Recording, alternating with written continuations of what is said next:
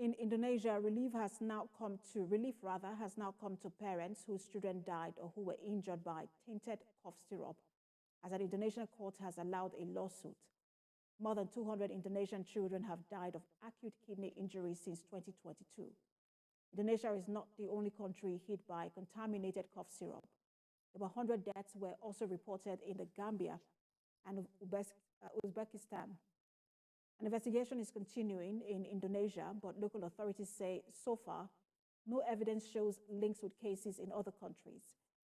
The World Health Organization has issued warnings about 6 cough syrups made in India and Indonesia. And to other stories, United Nations